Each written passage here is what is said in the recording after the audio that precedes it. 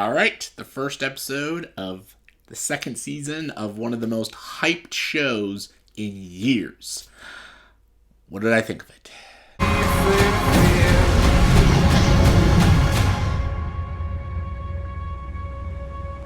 You swore.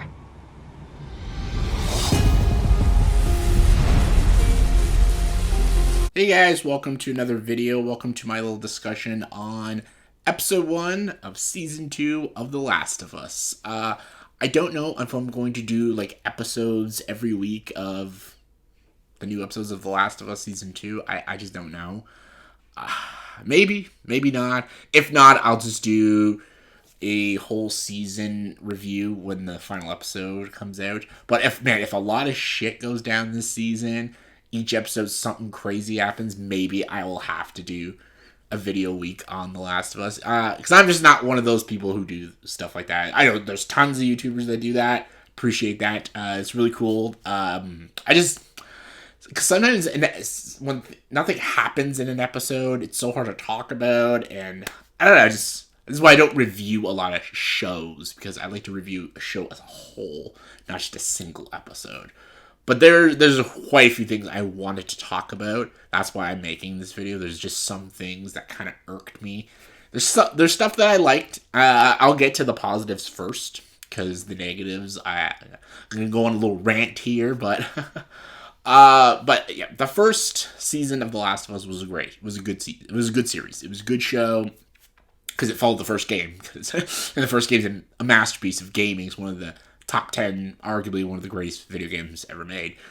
And they changed some things that I didn't think they needed to change, but you know what? It still was very good. Pedro Pascal was super good as Joel.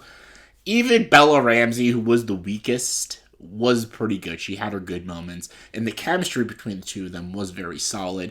They kept the ending completely accurate. They kept the beginning very, very, very accurate. Again, the little things they changed wasn't a huge deal. It wasn't like you ruined the game or anything. It just, they weren't changes I was expecting, but it's fine. The show still worked.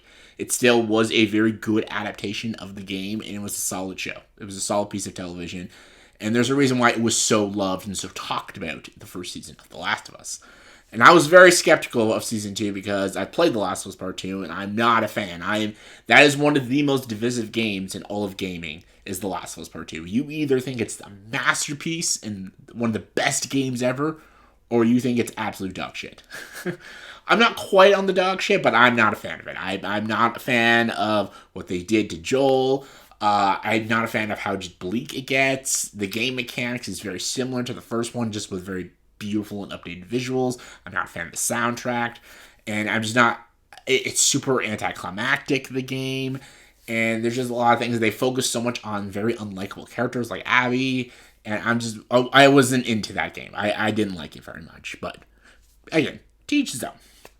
So I was a little because I didn't know how loyal they're going to go. So season 2 I was very nervous about the season because it's going to be Last of Us Part 2, but put on the television screen.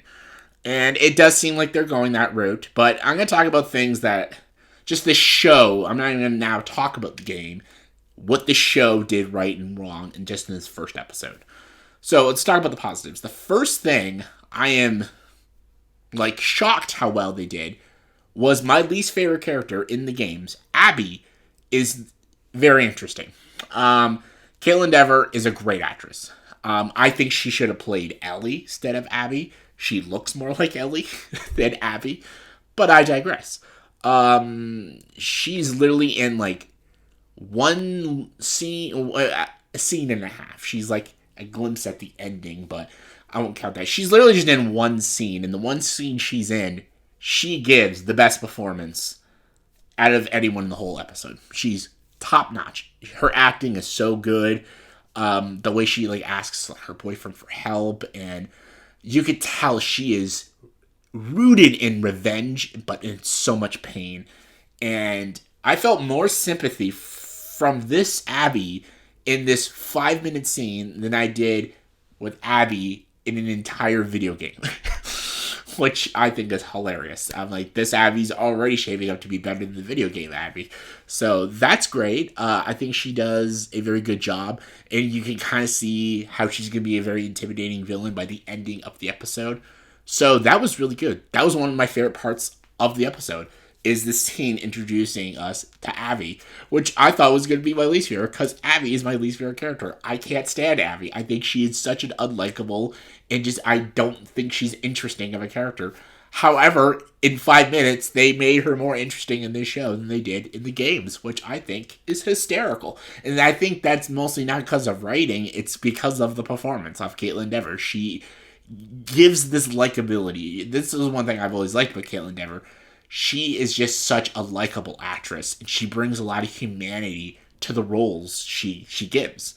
Even in a movie like Booksmart, which I don't think is that great of a movie, she's the best part of that movie because she gives so much charm and humanity to her performances. And like Dope Sick, if you ever watched the show Dope Sick, she is incredible in that show as well. I'm just saying, like, she is just a very good actress, and she literally was the highlight for me. Another positive was Pedro Pascal as Joel. I think he was the show stealer in the first season, and he is very good in this. The scene where he's in therapy with Catherine O'Hara, it's such good acting between both him and Catherine O'Hara. Catherine O'Hara is so good as the therapist, and Joel Edgerton is so good. Like, Joel Edgerton is Joel Edgerton. I just realized I called him Joel Edgerton. It's Pedro Pascal. I feel like I'm talking about dark matter. I'm keeping that in. I know, this is the part where the YouTuber's supposed to cut all the mistakes they make. I don't give a fuck.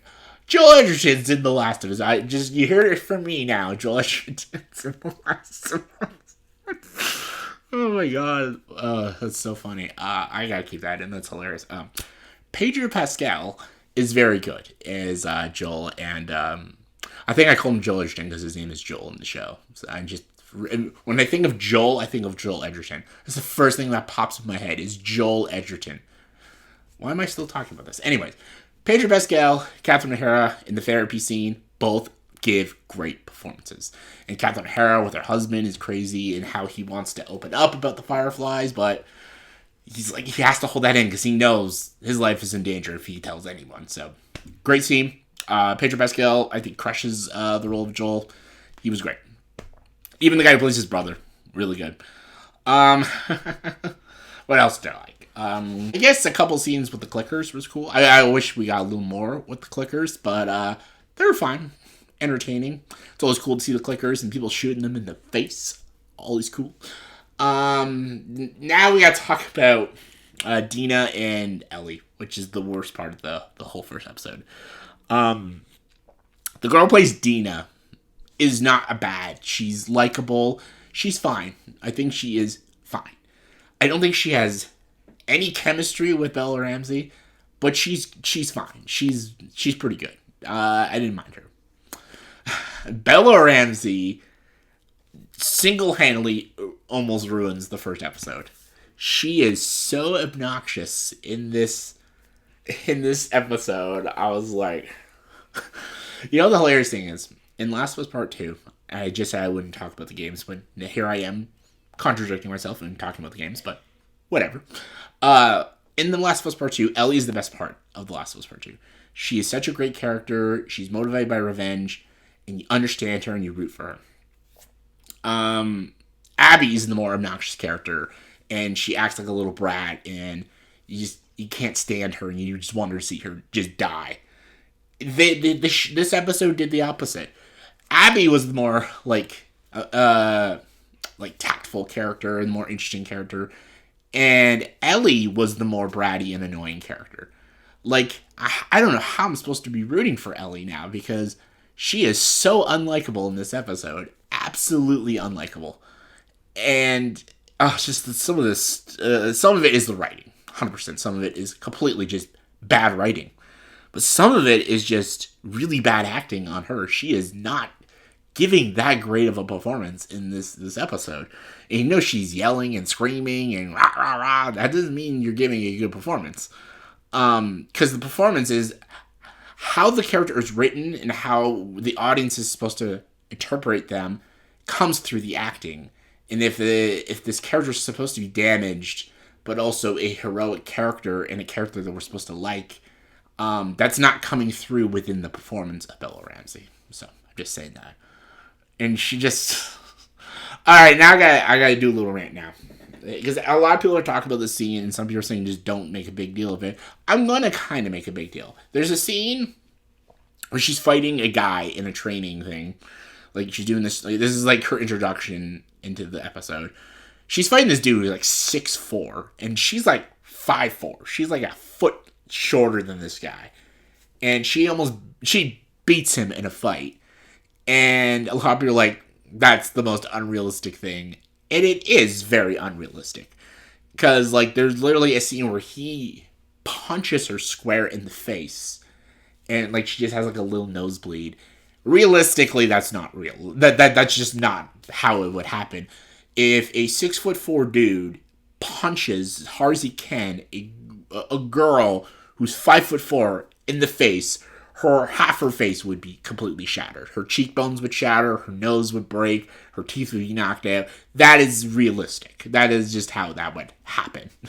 The dude's hand is like 70% of Bella Ramsey's face. So him punching her square in the face, like half her face is shattered.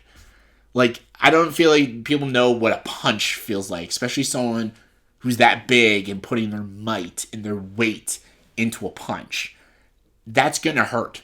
And you're not gonna just have a little nosebleed. Like, her nose doesn't even break. Breaking someone's nose isn't that hard. You can just headbutt someone and break someone's nose. But this dude is massive, and he punches her square in the face, and she just has like a little nosebleed. And I get it, TV land, suspend your disbelief. I get that. But like, it's, and the fact that she does the little UFC leg thing and taps him out, also unrealistic.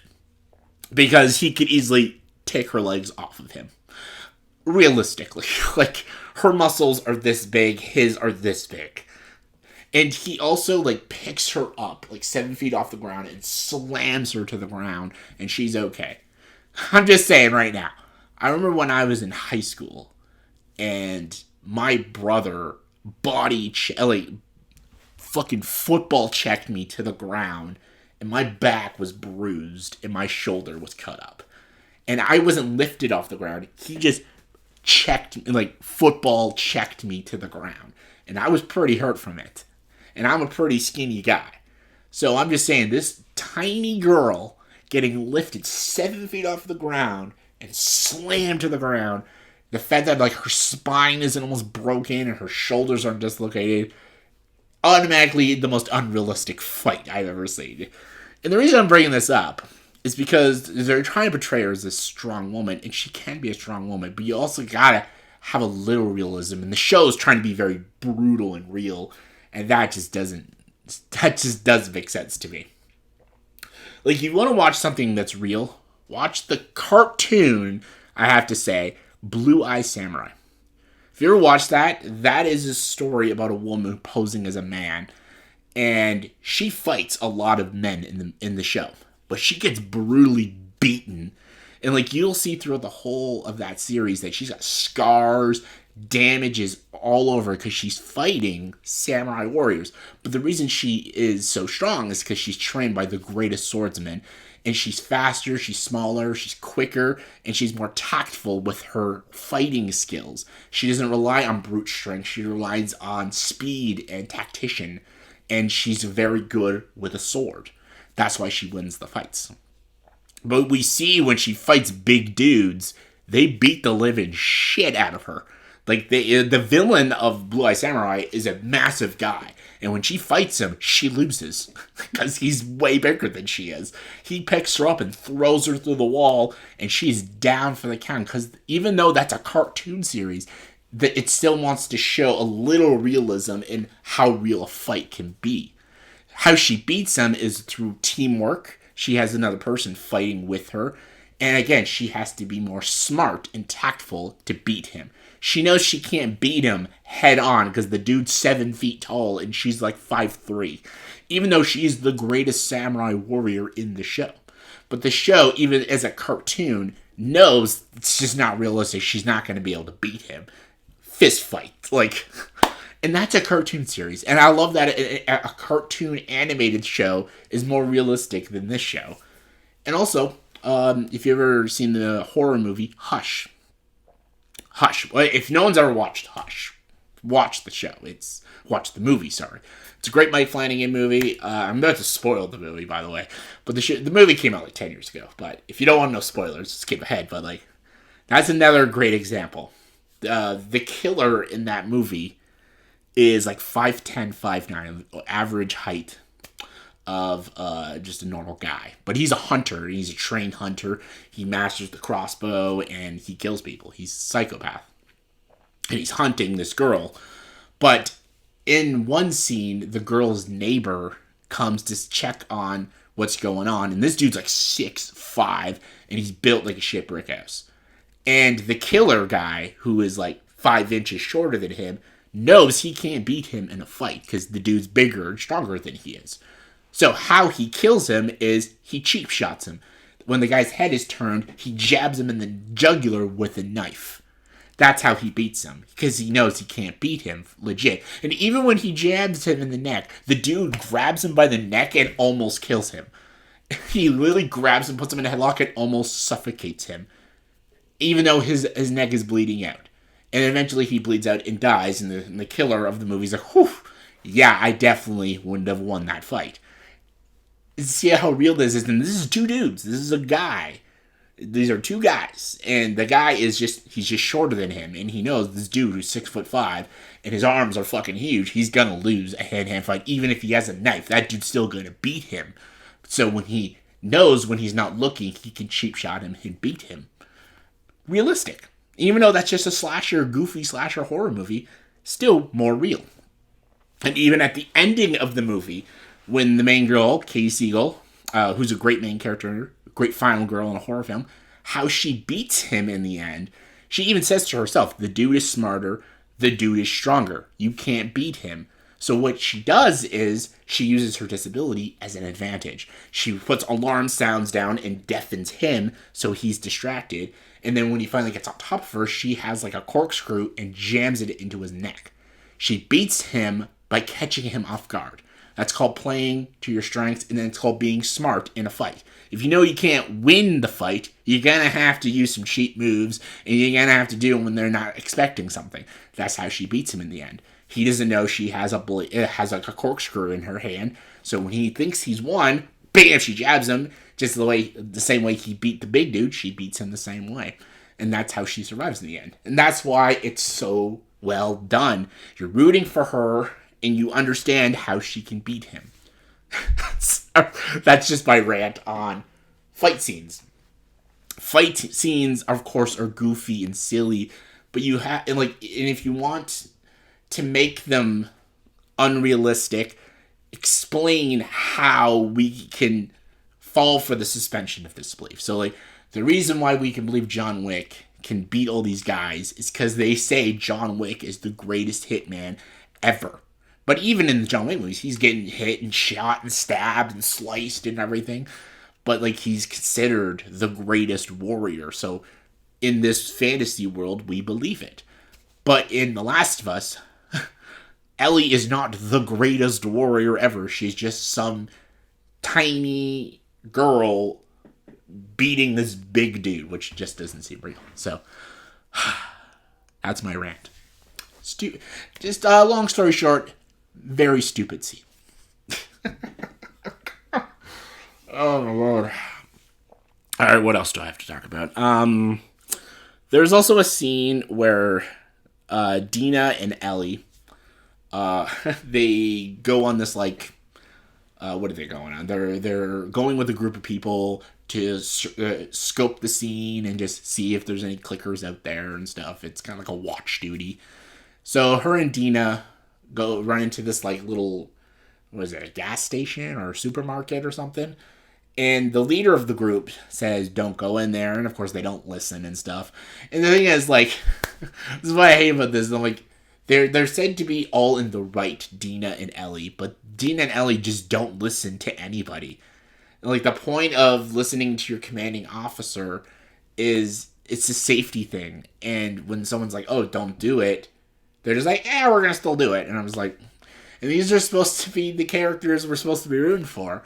And then they go in there and they ruin all tension. Like, they hear the clickers and they're like joking around, like, we're gonna stabby stab. And I'm like, you're ruining, this is supposed to be like a scary moment, but you're making it funny. And it was like, I don't know. Just like, and then we get the scene, Ellie falls down and she stabs the girl bites her in the stomach. And that scene was done pretty well. It was the only scene that actually had some tension in it. But all that scene is fine. It gets ruined by the scene after when they're in this like kind of like court thing, because Joel's brother and the brother's wife are like the leaders. It's kind of like a political court thing. They're like the leaders of the village, and they question Dina and Ellie, why you didn't listen, why'd you go in there? And then the stupidest scene ever, Ellie's just like, well, if it was you and Joel, would it have been fine? And he's like, and then Joel's brother's like, well, yeah. And then his wife's like, what is that supposed to mean? I'm like, oh, God, I hated that scene. I was like, what? Really, really, we're doing this? And I have to explain, like, Joel's brother is the leader of the village, and yes, it is a huge difference. If Joel and Joel's brother go in there, that is a huge difference between Ellie and Dina. Ellie and Dina are 19-year-old girls who are under 5'5", instead of two grown dudes who are over 6 feet tall. It is a huge difference. I'm sorry. This is not meant to sound, I'm not trying to sound like a misogynistic asshole. That's not what I'm trying to get across. It is a huge difference if you're with two big dudes than with two smaller women.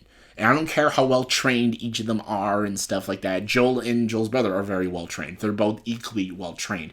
You're going to have a better chance of surviving with Joel and his brother than with Ellie and Dina. I'm sorry. And I know the show is trying to come across like that's not true. It is true. I'm sorry. I don't care. That's just facts. And the fact that the show was trying to like be like, oh no, that's just sexist. And I'm like, no, I'm sorry. So that scene was ridiculous. And then we get a scene with Ellie and Dina going to the dance and everything. And I'm just like, okay. And again, the girl who's playing Dina is trying her best. It's just, they don't have chemistry.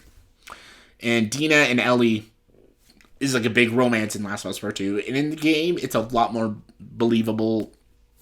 The chemistry's more there in the game. It's just not there in this show. I don't buy it. I just don't buy that these two are infatuated with each other. I bought it actually more with Ellie and her friend in the first season when, you know, the friend that turns into a zombie in the like arcade. That was a lot more. They had better chemistry, but these two have no chemistry. I just don't buy it. And then we get this scene where this like guy is very like homophobic to them, and then Joel punches him in the face. And I was like, cool, good job, Joel. I like it.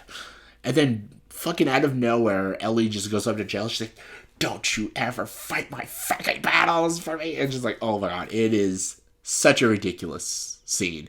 She is such a bitch to Joel in this scene. I was like, wow.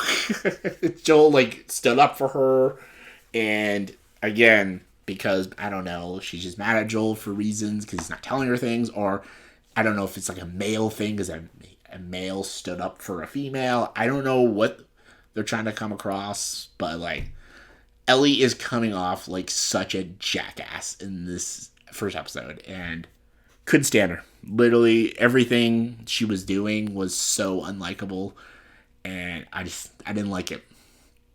She almost ruined the whole first episode to me because I just was not like, even like she was a bit of a bitch in the first season, but she had her great humanity moments and she was still fine. She had good chemistry with Pedro Pascal.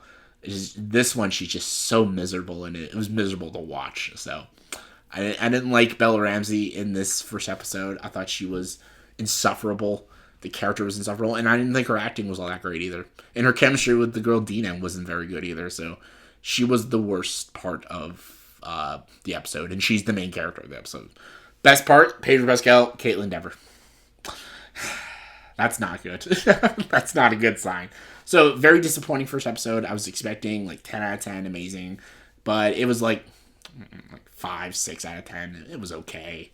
Like, there's stuff I liked. There was like moments I really enjoyed, but most of the episode was just fucking Ellie being a bitch and just complaining and bitching and moaning and showing how right she is and how badass she is and everything she does is the right way and stuff. I'm like, get the fuck out of here with that shit. Fuck out. I hope Abby comes, and because Caitlin Dever's so great, I hope she comes and she kills Ellie. I hope Abby wins now. Like, I played Last of Us Part 2 and I hated that game, but I was like, Ellie, kill Abby. I like kill his bitch. She's fucking sucked. But now I'm in the opposite. I'm like, Abby, kill Ellie. It's funny this did a 180 with me. So yeah, disappointing. We'll see what episode 2 has in store for us. But yeah, give me your thoughts and opinions on the first episode of season 2 of The Last of Us. Hope you all enjoyed it. I thought it was but give your thoughts and opinions. Am I wrong? Tell me I'm wrong. Go ahead. I don't care. I can take it. Anyways, comment below, let me know. And as always, if you like this video, please like, subscribe to this channel, and join the dark side.